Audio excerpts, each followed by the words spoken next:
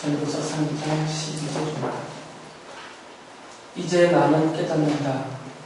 기쁘게 사는 것, 살면서 좋은 일을 하는 것, 사람에게 이보다 더 좋은 것이 무엇이냐.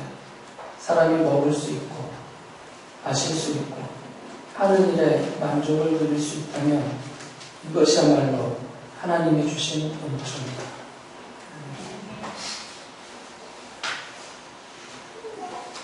전도서에 대한 말씀을 계속 나누겠습니다. 오늘은 솔로몬이 이 전도서를 통해서 또 하나님이 솔로몬을 사용하셔서 우리의 인생이 도대체 무엇인지를, 인생의 본질을 알려주시는 그런 내용들을 좀 살펴보려고 합니다. 우리 아이들에게 주일학교 시간에 이 본질에 대해서 설명을 좀 해주었거든요. 우리 아이들에게 했던 식으로 여러분에게 좀 유치하지만 다시 한번 본질이라는 그 개념을 다시 한번 말씀을 드리겠습니다. 우리 아이들이 과자를 먹을 때, 그리고 과자를 고를 때 봉지만 보고 고르지 않습니다. 그리고 봉지가 맛있어 보이고 좋아 보여서 그것을 고른 다음에 봉지만 쪽쪽 빨아놓지 않습니다. 그 봉지를 열고 봉지 안에 들어있는 그 알맹이를 먹죠. 껍데기는 우리 눈에 보여지는 현상이라고 말합니다. 그 봉지 앞을 뜯고 봉지 안에 담겨있는 것, 그것이 그 눈에 보여지는 현상의 본질이라고 말합니다.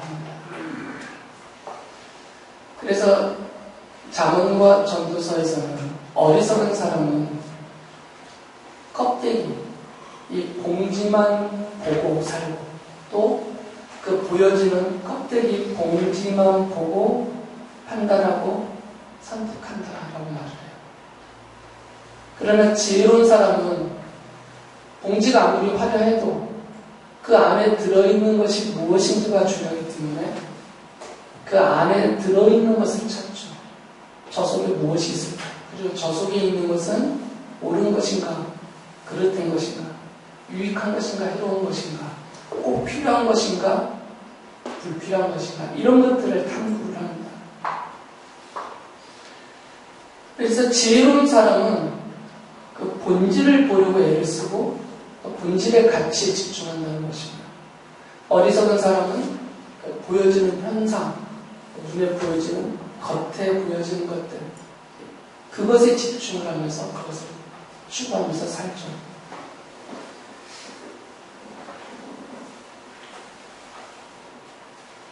그리고 아까 내가 정말 좋아하는 과일이 뭐라고 했죠? 두리안.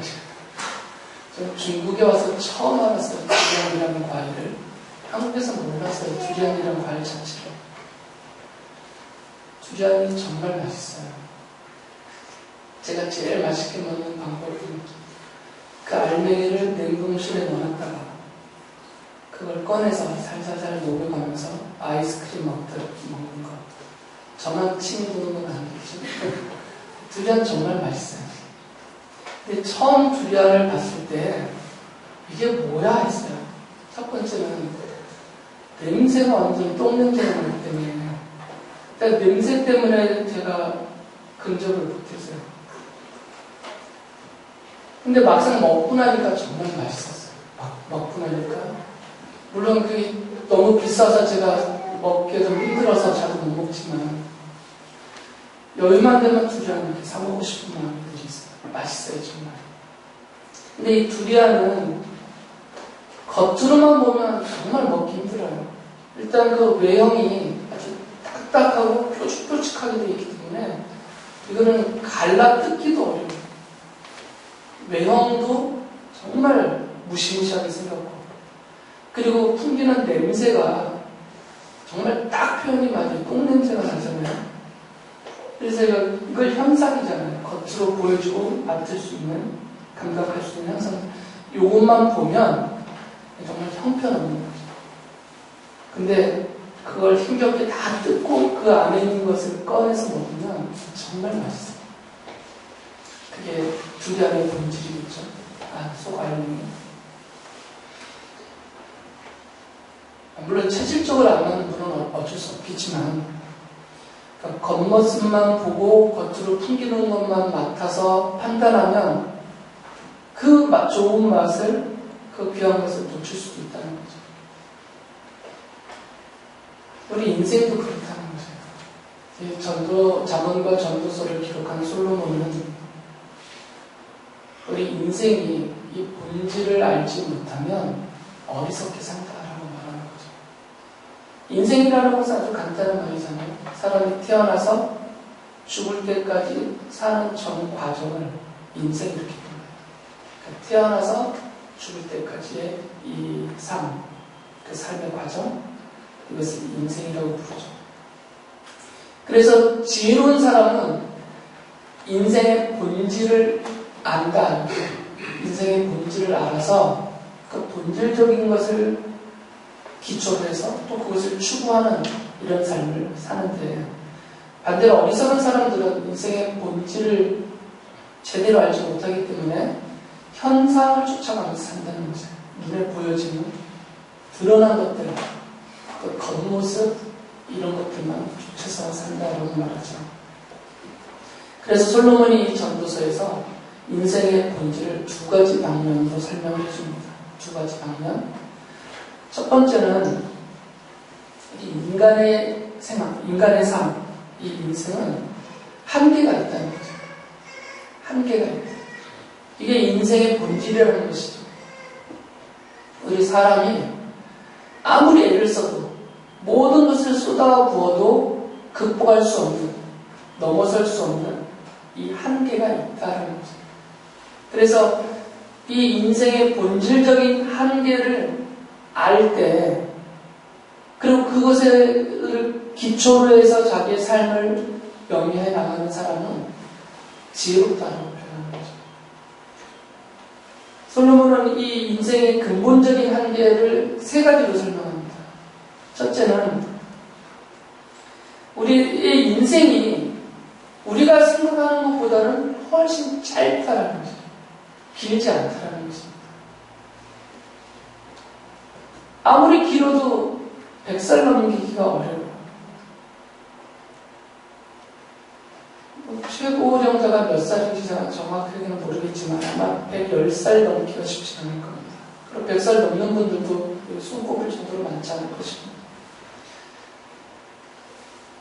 이 100년이라는 기간이 평균 수명이 80 몇 세가 된다고 하더라도 이 평균적인 수명이 최장으로 잡아도 그 수명이라는 그 기간이 생각보다 짧습니다. 길게 살지 못해요, 우리 사람은. 이게 우리의 본질적인 한계예요. 아무리 내가 좋은 것만 먹고 살아도 이 한계를 넘어갈 수가 없습니다. 아무리 몸을 관리를 잘하고 아끼고 살았다 해도 이 한계를 넘어설 수는 없어요. 병들지 않을 수는 있겠지만 그렇다고 해서 내 삶의 기한을 무한정으로 계속 연장시킬 수는 없는 거죠. 짧은 인생을 산다. 그래서 솔로몬이 2장 3절에서 우리는 짧은 한평생을 산다고 말하는 거죠. 짧은 한평생. 그래서 그가 6장 11절에서 이런 말을 했어요. 그림자처럼 지나가는 짧고 더없는 삶이다 라는 표현을 썼어요. 그림자처럼 지나가는 짧고 더없는 삶. 아주 짧다라는 거죠. 이게 우리 인생의 첫 번째 본질입니다. 우리가 이렇게 인생이 짧다라는 것은 한참 지난 다음에 깨닫거든요. 한참 지난 다음에. 30, 40대에도 이것을 제대로 깨닫지 못해요. 아직도 많이 남았다는 생각이 있어요. 50대가 넘으면 그제서야 내 삶이 그다지 길지 않구나라는 것을 생각하게 되죠. 특히 젊은 날에는, 청소년과 우리 젊은 청년 시절에는 인생이 이렇게 짧다라는 것을 전혀 생각하지 못합니다. 한참 남았다고 생각해요. 그래서 자기의 인생에 주어진 그 시간을 그냥 막 쓰는 거예요. 그래서 길다고 생각하기 때문에. 가진 것이 많다라고 여기면 그것을 쉽게 내어놓을 수 있어요. 쉽게 써버릴 수가 있는 거죠. 그런데 가진 것이 조금밖에 없다면 함부로 못 써요.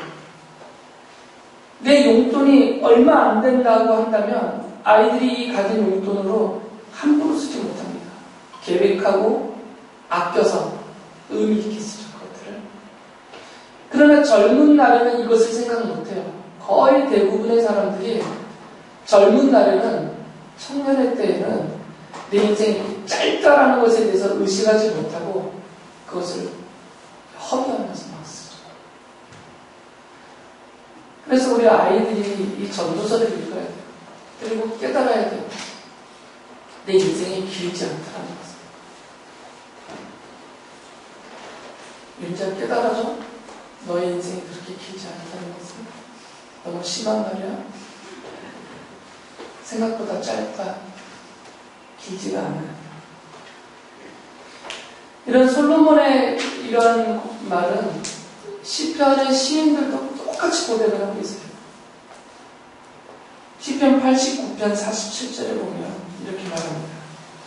내 인생이 얼마나 짧은지 기억해 주십시오. 주님께서 모든 인생을 얼마나 험하게 창조하여 주셨는지를 기억해 주십시오. 정말 짧다라는 것이죠, 내 인생이.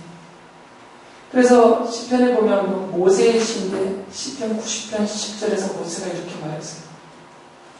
우리의 연수가 70이요 강건하면 80이라도 그 연수의 자랑은 수고와 슬픔뿐이요 빠르게 지나가니 마치 날아가는 것 같습니다. 짧은데 그 당시에는 이 시편을 쓰던 이 당시에는 장수했다 하는 정말 장수했다 하는 70, 80이라는 거죠. 지금은 부축을 쳐 넘어갔지만 아무리 장수해서 7, 80을 산다고 쳐도 이 짧은데 더군다나 이 짧은 인생이 마치 화살이 날아가는 것처럼 아주 빠르게 날아가 버린다 그 말이에요. 이게 인생이라는 거죠. 제가 2달 있으면 57세가 돼요. 벌써요, 정말. 어이가 없을 정도로 벌써. 저보다 더 연배가 높으신 분들에게는 죄송하지만 저도 그런 생각이 듭니다. 이 56년이라는 그 짧아 보이지 않은 그 연수, 그 인생이 정말 지금에서 돌아보면 화살이 날아간 것처럼 빠르게 쑥 지나가 버렸어요. 정말 쑥 지나가 버렸죠. 아이들에게 이 말을 하면 아이들은 이제라는 표현을 써요. 이제 10살 살았는데, 이제 20살 살았는데, 이제 20년 지나왔는데. 그런데 얼마 지나지 않아서 벌써라는 표현을 쓰기 시작하게 될 겁니다. 벌써. 야, 벌써 이렇게 지났나, 내 인생이. 그러니까 인생이 짧음에도 불구하고 더군다나 이것이 빨리 지난다는 거죠. 이게 인생의 본질이에요. 이것을 일찍 깨달은 사람은 지혜로운 사람이고 그럼 자기 인생을 허비하지 않죠. 일찍 깨달으면 일찍 깨달을수록 빨리 알면 빨리 알수록 인생을 소중하게 여기면서 아껴서 쓰게 돼 있어요. 그 인생을. 늦게 깨달으면 늦게 깨달을수록 함부로 살죠. 헛되게, 허비에 가면서 쓸모없는 일에 그것들을 쏟아부으면서.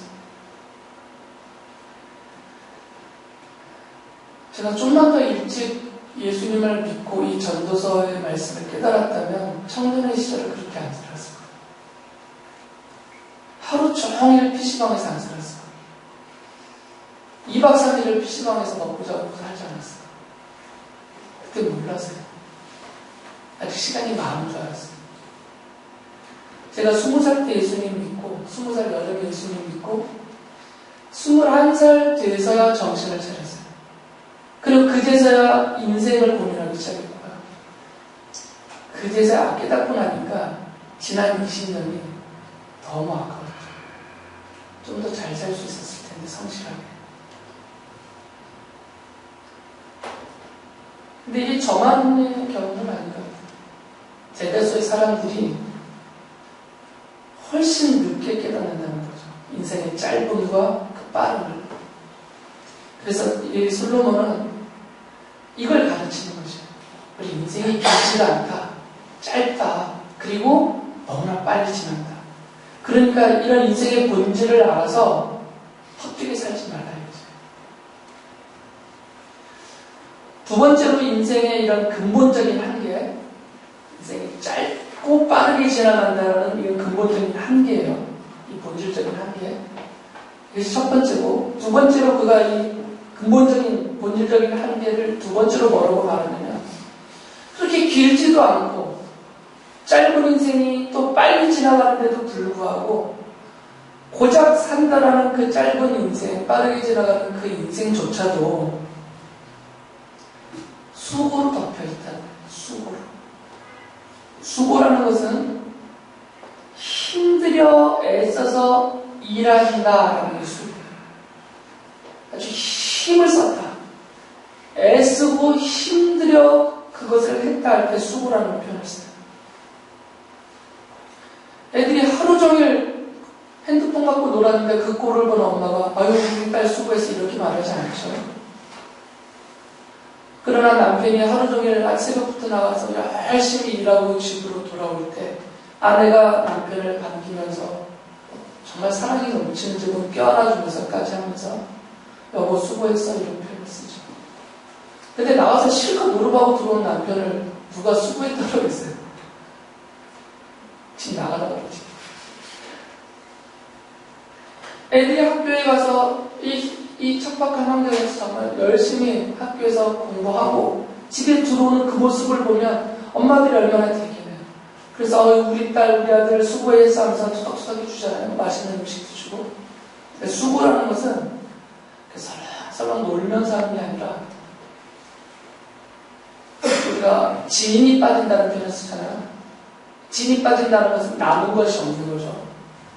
내게 힘이 남아있지 않을 정도로 다 쏟아 부어서 할 때 그것을 수고라는 표현을 써요.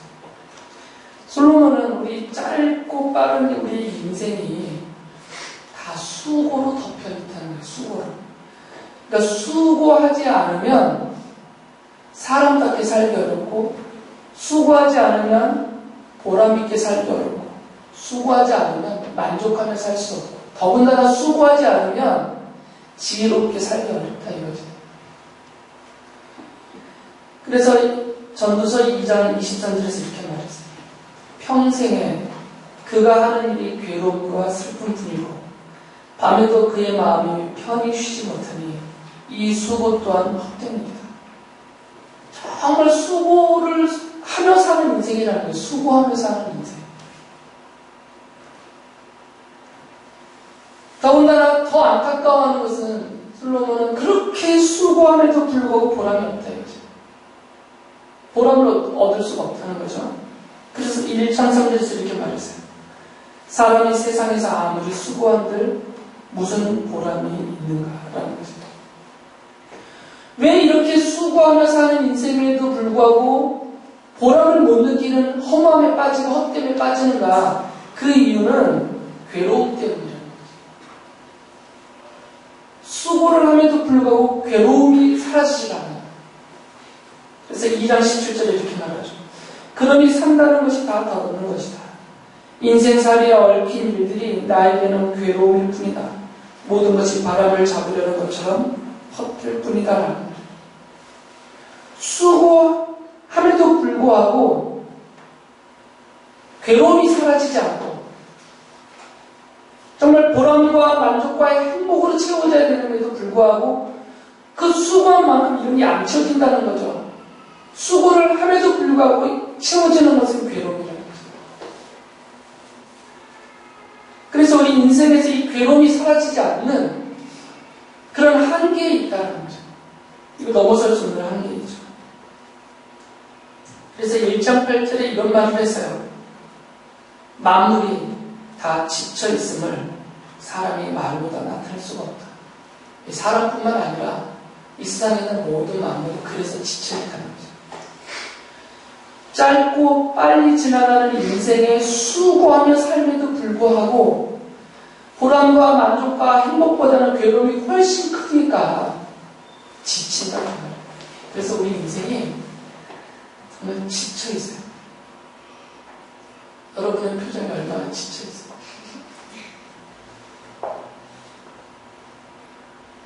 서로 그걸 알아줘야 됩니다. 내 남편이 지쳐있어요. 내 아내가 지쳐있고 내 아이들이 지쳐있어요. 내 동료들이 지쳐있어요. 지금 이 인생의 수고와 괴로움 때문에 지쳐있습니다. 힘들어하고 있어요. 그러나 이것을 우리가 이렇게 극복하고 넘어설 수 없는, 이건 본질적인 한계예요. 이 인생에 덮여있는 수고라는 것은, 그 수고와 괴로움이라는 것은 내가 이 땅에 발을 딛고 사람으로 살아가는 동안에는 벗어버릴 수 없는 근본적인 한계예요. 이것을 알아가는 거죠. 세 번째로 근본적인 한계를 무엇이라고 말하면 이것은 가장 근본적인 거죠. 가장 근본적인 거. 그 무엇으로도 해결할 수 없는 가장 근본적인 인생의 한계. 그것은 바로 죽음이다라고 말합니다. 이 정해진 죽음. 그나마 이 짧은 인생을 마지막 최장 기간까지 누리면 그나마 좋겠는데 이게 내 뜻대로 안 돼요. 사람이 태어난 것이 정해졌듯이 죽는 것도 정해져 있는 것입니다. 그래서 3장 2절에 이런 표현을 했어요. 태어날 때가 있고 죽을 때가 있다. 때가 있다는 얘기는 그 때가 정해져 있다는 얘기죠. 우리가 태어날 때가 정해졌기 때문에 그 태어날 정해진 때에 태어났어요. 그리고 내가 죽을 때를 하나님이 정하셨기 때문에 정해진 그 죽을 때에 죽는 것입니다. 이것은 초월할 수 없어요. 벗어날 수 없어요. 인생의 근본적인 한계입니다. 이건 어떤 예외도 없어요. 어떤 예외도 없이 모든 사람이 다 죽는 것입니다. 그래서 7장 2절에 이런 말을 했죠. 초상집에 가는 것이 잔치집에 가는 것보다 더 낫다. 살아있는 사람은 누구나 죽는다는 것을 명심하여야 합니다. 누구나 죽어요. 어떤 누구도 예외가 없습니다. 이것이 우리가 벗어날 수 없는 근본적인 한계이기 때문에 8장 8절에 이렇게 말하죠. 바람을 다스려 그치게 할 수 있는 사람이 없듯이 자기가 죽을 날을 피하거나 연기시킬 수 있는 사람도 없다. 연기가 안 돼요. 그래서 이러한 인생의 근본적인 한계, 세 가지의 근본적인 한계입니다. 우리 인생이 짧고 빠르다. 그리고 그 짧고 빨리 가는 인생에 덮여있는 것은 수고와 괴로움이다.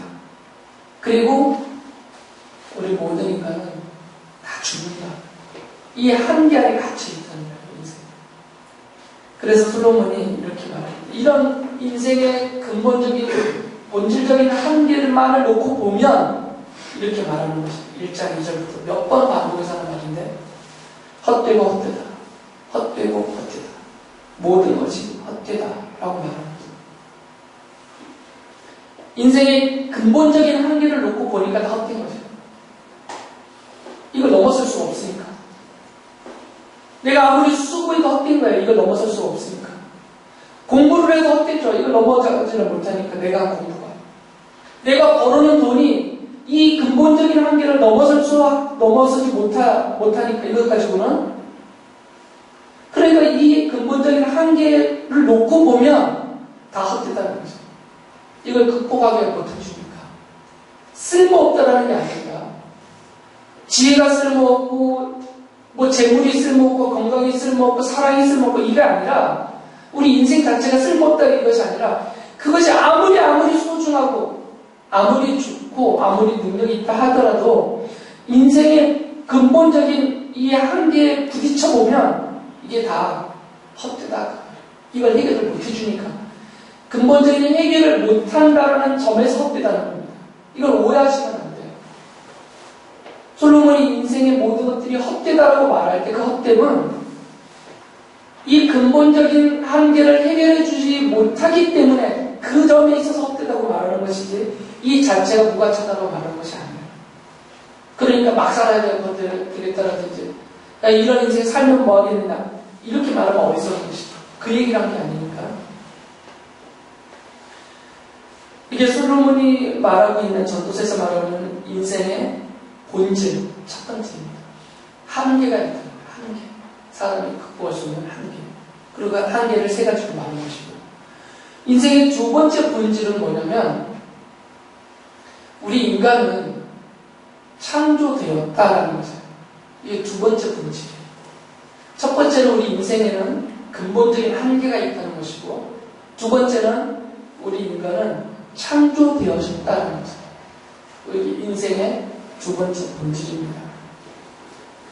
11장 5절에서 그래서 솔로몬은 하나님을 만물의 창조자라고 불러요. 만물의 창조자. 그래서 창조주 하나님을 기억하라라는 표현을 쓰는 거죠. 12장 7절에 이렇게 말합니다. 육체가 원래 왔던 흙으로 돌아가고 숨이 그것을 주신 하나님께로 돌아가기 전에 내 창조주를 기억하라. 다시 말하면 죽기 전에 나를 만드신 하나님을 기억하라는 거죠.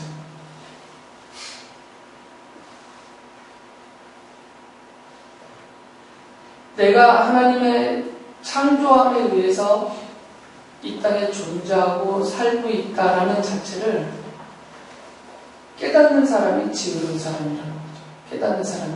왜 그러냐면 하나님이 사람을 창조하실 때 그냥 뭐 그릇 찍어내듯이 막 찍어낸 것이 아니라 한 사람 한 사람을 창조하실 때 그의 부모들을 하나님이 도구로 사용하셔서 창조의 도구로 사용하셔서 우리 한 사람 한 사람을 이 땅에 출생하게 하는 만드시는 창조하실 때 각 사람에게 허락하신 정해주신 인생이 있다는 거죠. 하나님이 나를 창조했다라는 이런 인생의 본질을 모르면 여기까지 생각이 안 됩니다. 그러나 하나님이 나를 창조하셨다라는 것을 깨닫게 되고 그것을 믿게 되면 하나님이 나의 인생에 정하신 것이 그 정하신 만큼 내게 허락해 주셨다. 이것을 알게 됩니다. 우리를 창조하여 이 땅에 출생하게 하실 때 우리가 죽을 때도 정하신 것이고요. 출생과 죽음이라는 이 전 삶의 과정의 그 인생도 하나님이 그 정하신 뜻 안에서 허락되어진 것이고 우리가 허락되어진 것만큼 누리며 사는 거죠. 솔로몬이 그 얘기를 하고 있는 것입니다. 그래서 5장 18절에 이런 얘기를 해요. 우리의 한평생이 짧고 덧없는 것이지만 하나님이 우리에게 허락하신 것이다. 그것 자체가 하나님이 내게 허락하신 것이고 나는 허락하신 만큼 산다 그 말이에요.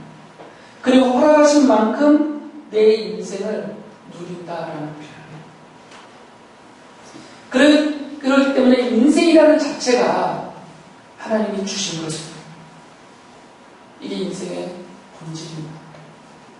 그냥 태어났다 이게 중요한 게 아니고 내가 태어났다라는 것은 죽는다가 정해진 것이고 태어남과 죽음 요 사이의 인생 전체가 하나님이 주신 것이다. 하나님이 주신 것이다. 그러니까 지금 현재 내가 살고 있는 이 자체가 하나님이 주신 것이에요.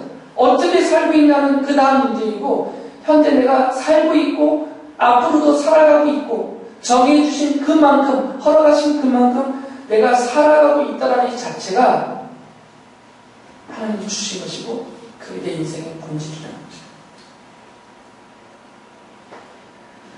그렇기 때문에 인생은 주신 하나님의 뜻과 그 손 안에 있어요. 이걸 벗어날 수가 없어요. 우리를 창조하시고 이 땅에 보내셔서 허락하신 만큼의 인생을 살게 하시는데 내게 주어진 그 인생 자체는 그래서 모든 것을 정하신 하나님의 뜻 안에 있고 그 뜻대로 이루어가시는 하나님의 손 안에 있다는 거죠. 이것을 깨닫는 자가 지혜로운 사람.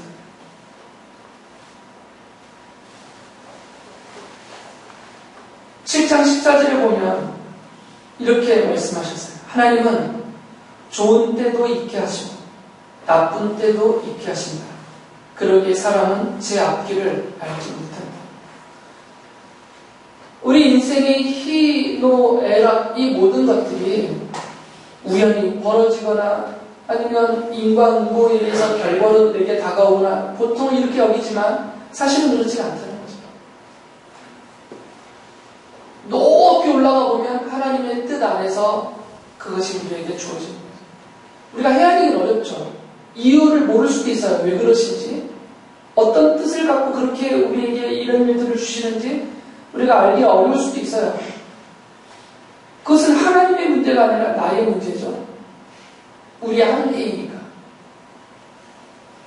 그러나 성경이 말하고 있는 것은 인생 자체가 하나님이 주신 것이고 그 인생 전 과정에서 일어나는 희노애락과 삶에 연관되는 모든 것들은 그것이 좋은 때든 나쁜 때든 하나님이 정하신 것이고 정하신 것이 내게 임하는 것이다. 이걸 받아들이기 싫어하는 사람들이 많이 있을 것이에요. 그러나 성경은 그렇게 말하고 있는 거죠. 하나님은 그렇게 우리에게 알려주고 계신 거죠.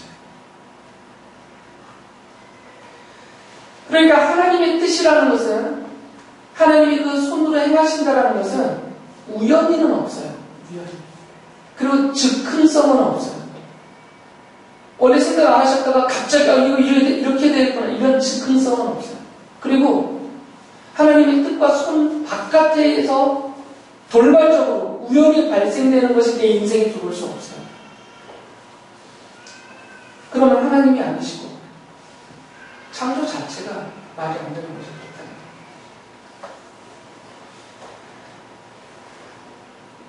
그래서 우리는 하나님이 하시는 일을 알지 못해요. 솔로몬이 그 얘기를 하죠. 11장 5절에서 바람이 다니는 길을 내가 모르듯이 임신한 여인의 뒤에서 아이의 생명이 어떻게 시작되는지 내가 알 수 없듯이 만물의 창조자 하나님이 하시는 일을 너는 알지 못한다 라고 말해요.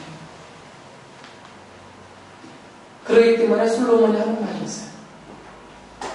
지금 하나님의 뜻이 옳으냐 틀리냐 선하냐 악하냐 이게 합리적이냐 적합하냐 이런 것들을 우리가 따질 수가 없다는 거죠. 그건 우리가 따질 수 있는 주제가 아니기 때문에. 그래서 솔로몬과 성경이 하는 말은 하나님 그 당신 자체가 선하신 분이시다. 그리고 전지전능하신 분이시다. 무한하시고 불변하시고 영원하신 진실하신 하나님이시니까 그 선하시고 전지전능하신 하나님이 정하신 뜻이라면 이 범위 안에 있다는 거죠. 이 범위 안에. 이 바깥에서 나오지가 않아요.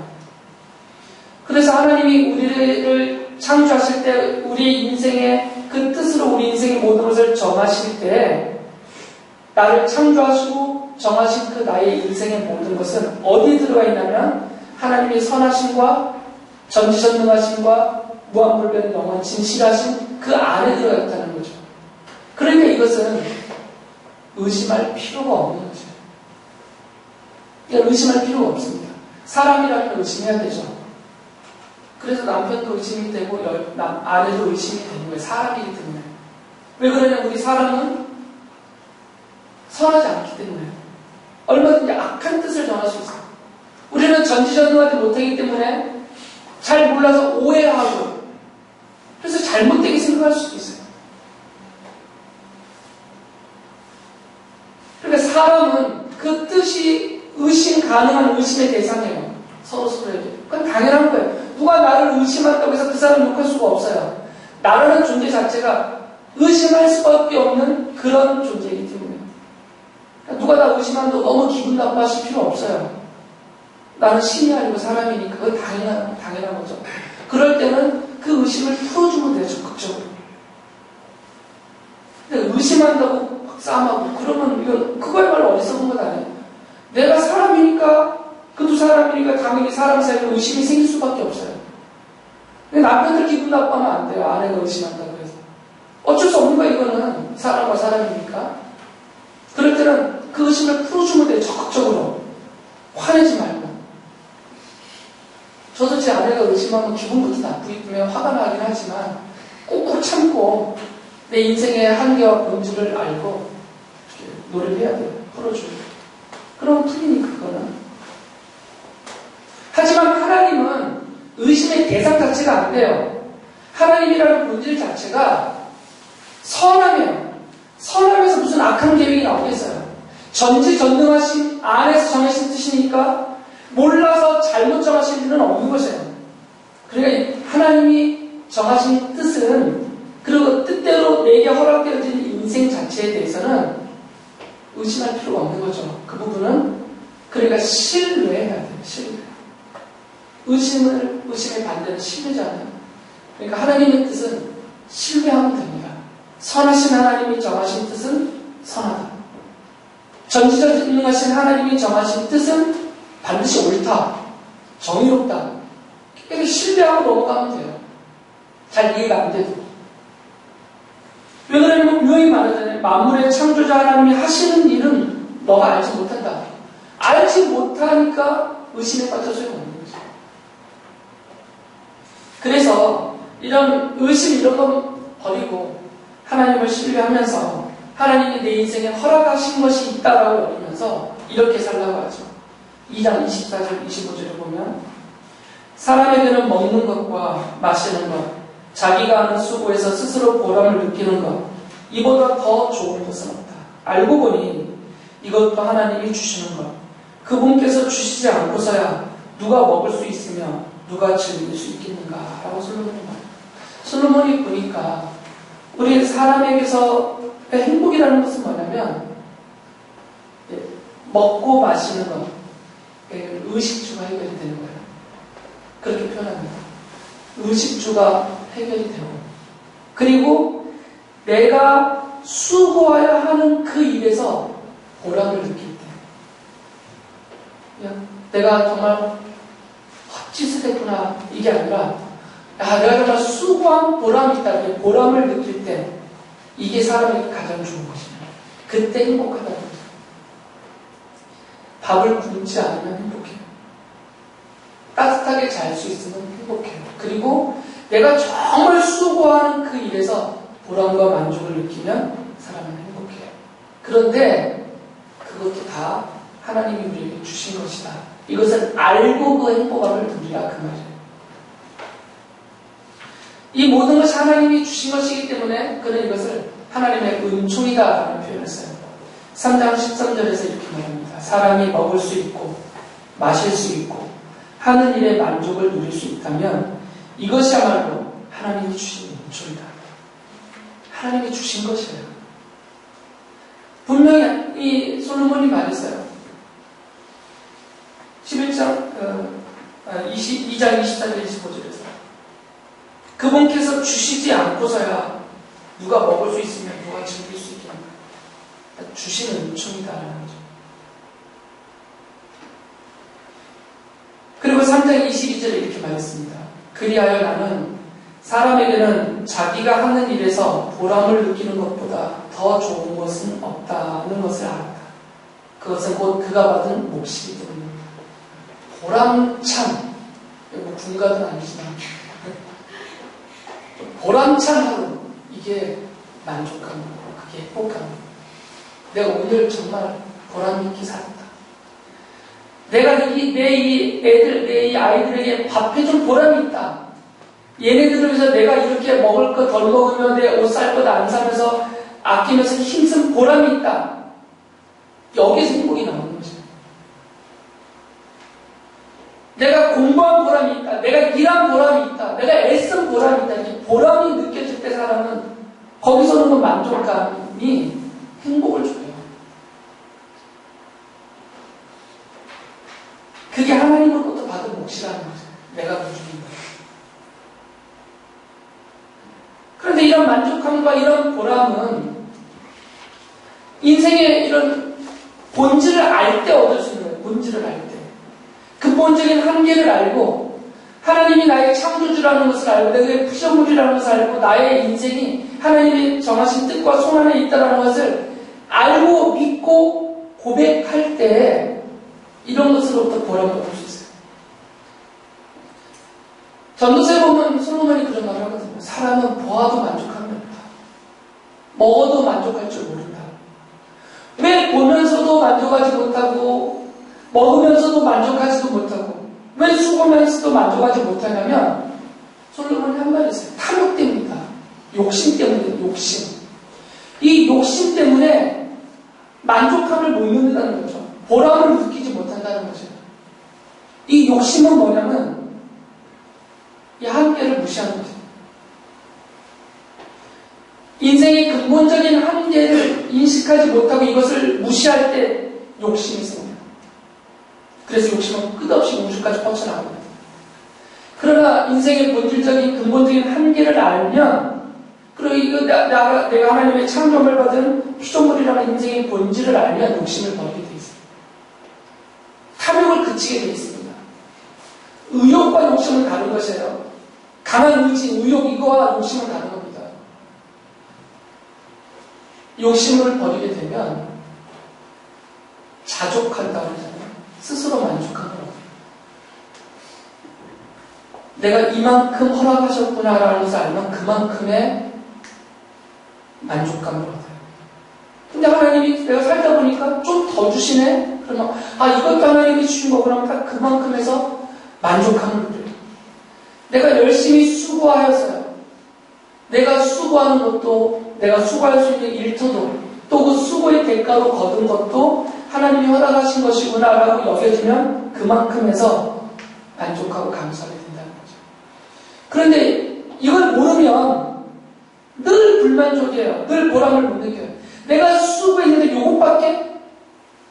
내가 이렇게 열심히 했는데 고작 요거야? 이 마음이 들거든요. 이게 욕심이에요.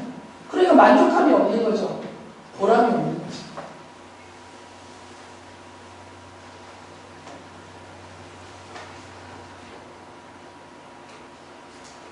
그래서 이렇게 전도사가 말하고 있는 인생의 본질, 이런 근본적인 한계, 하나님의 창조를 거둔 피조물이라는 이런 인생의 본질을 받아들이지 못하는 사람들은 자기 인생을 향해서 두 가지 선택을 합니다. 두 가지. 이 전도사의 말씀을 받지 못하는 사람, 받아들이지 못하는 사람들은 자기 인생을 향해서 두 가지 선택을 해요. 첫째는 하나님을 부인합니다. 하나님을 부인해야만 내가 자율적인 인간으로 살아갈 수 있기 때문에 하나님을 부인하고 이 자율적인 이성, 내 마음대로, 내 생각대로, 내 뜻대로 살아가죠. 그것을 발휘하여 그런 것을 추구합니다. 이 첫 번째 선택이에요. 두 번째는 인생의 허무함에 빠져버립니다. 인생의 허무함에 빠져서 삶을 포기하죠. 꼭 자살한다는 게 아니라 그냥 삶을 포기해버려요.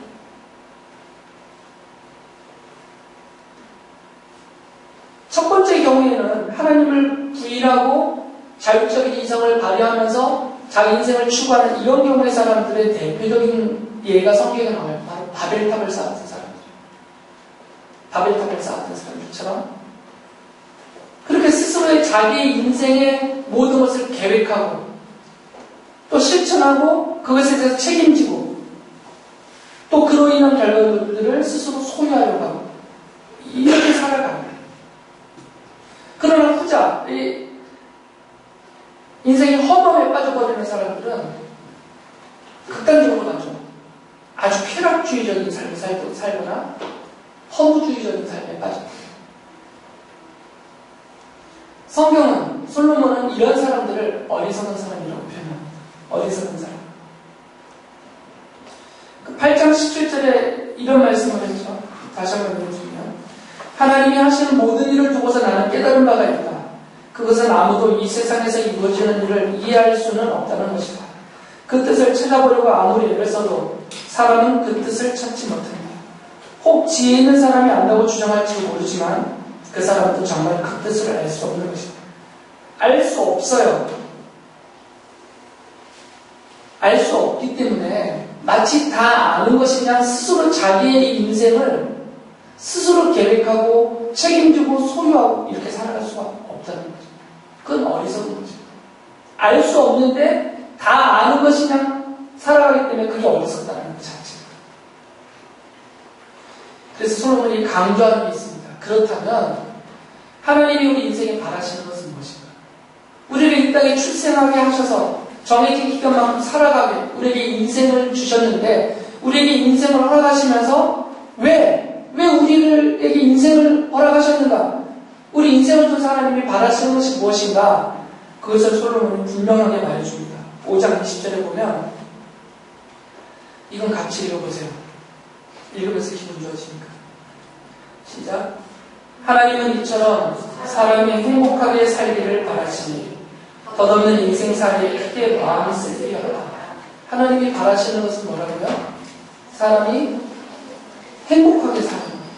사람이 행복하게 사는 것이 하나님이 바라시는 것이 하나님의 뜻이라는 거죠. 우리에게 인생을 허락하신 하나님의 뜻이라는 거죠.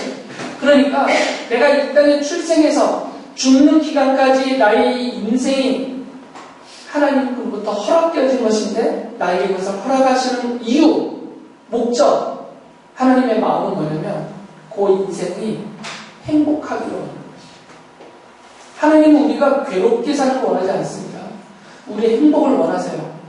행복한 인생으로 살아가기를 하나님이 원하세요. 그러니까 의심하지 말고 하나님의 마음, 하나님의 뜻, 하나님의 계획, 하나님이 하시는 일들을 의심하지 말고 의심할 수도 없는 거니까 그냥 신뢰하고 단지 우리는 내 인생에서 벌어지는 그런 일들, 그것을 인생살이라고 했어요.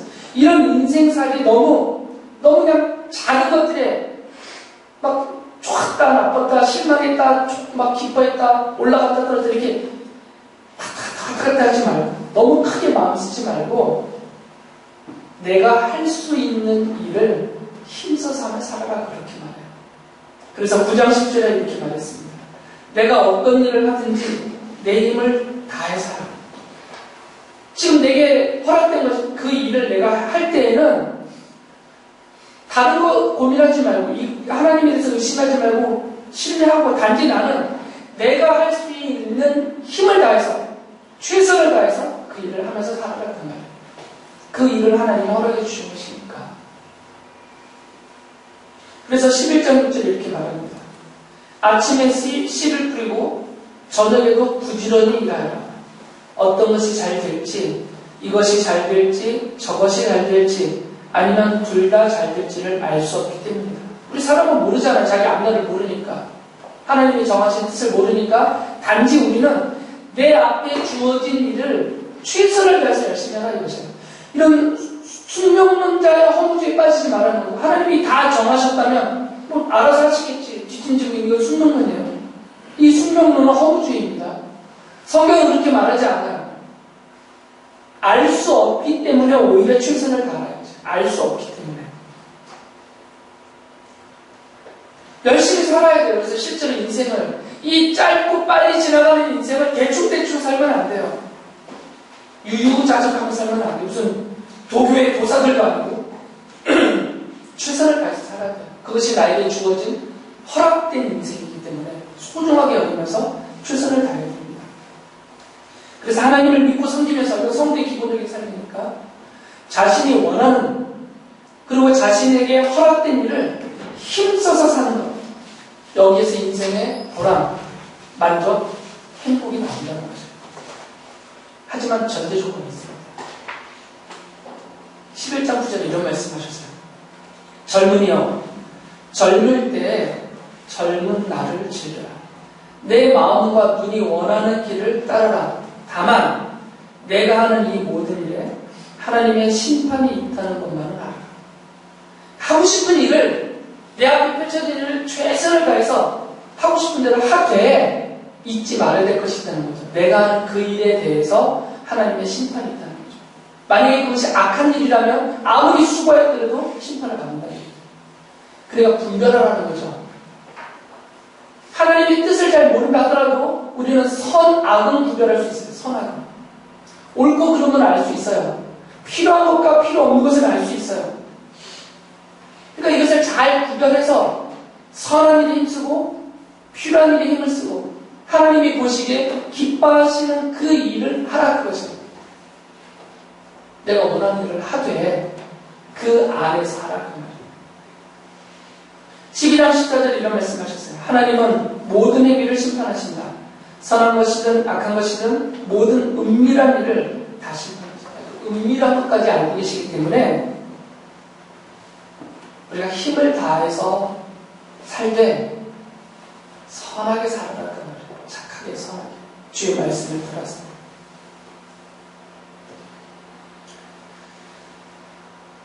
물론 우리가 이런 인생의 본질을 알고 주님의 뜻을 따라서 최선을 다해서 살아보려고 애를 쓴다 하더라도 우리 인생 여정에서 부족함 때문에 또 연약함 때문에 우리의 악함과 어리석음 때문에 잘못하는 일들이 있죠. 잘못된 결과들이 나올 수도 있고. 그러나 그럴 때에는 하나님이 그 태도와 자세를 보시는 것이니까 예수 그리스도의 십자가의 은혜로, 대속의 은혜로 그것은 하나님이 다 덮어주세요. 다. 에베소서 1장 10절 이렇게 말씀하셨어요. 우리는 이 아들 안에서 하나님의 풍성한 은혜를 따라 그의 피로 구속, 곧 죄의 용서를 받게 되었습니다. 그러니까 내가 최선을 다해서 하나님이 기뻐하시도록 그리고 내게 허락하신 나의 인생을 힘을 다해서 수고하며 애를 쓰다 보면 거기서 보람과 만족과 행복을 얻게 될 것이고 하나님은 그렇게 행복하게 살아주신 것들이니까 그 과정에서 혹시라도 내가 연약해서 부족해서 어리석고 악해서 잘못 생각하거나 잘못 말하거나 잘못 행동하고 잘못된 일을 저질렀다 하더라도 하나님은 하나님의 자녀인 우리들을 벌하시지 않고 다 이해하시니까 예수님의 십자가의 피 흘리심으로 그 잘못들을 다 덮으셔서 우리를 심판하시지 않는다는 거죠. 그런 잘못들은 용서하세요. 덮어주세요. 오히려 고쳐주시고 도와주셔서 바로잡아주시고 더 옳게 나가도록 이끌어주시죠.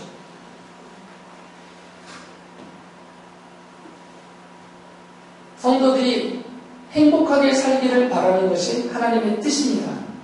그래서 하나님이 그 성도들이 행복하게 살기를 바라시는 하나님의 뜻을 이루세요. 내가 이루는 게 아니고 그게 하나님이 정하신 뜻이니까 하나님이 이루셔야 되죠. 사람의 뜻을 사람이 다 이루기 어려워요. 이건 한계가 있죠. 그러나 하나님의 뜻은 하나님이 다 이루시죠. 전지전능하시는 분이니까. 하나님이 우리를 행복하게 살기를 바라시는 뜻으로 창조하시고 인생을 허락하셨다면 그 뜻을 이루어주실 것이에요. 하나님을 신뢰하시고 믿고 우리는 우리 앞에 모여있는 나의 인생을 허비하지 말고 쓸데없는 데다 빠뜨리지 말고 수고하되 오늘 주님이 기뻐하시도록 수고해서 그로 인하여서 보람을 느끼고 만족하고 행복하게 살아가는 여러분들의 삶이 되시기를 바랍니다. 기도하겠습니다.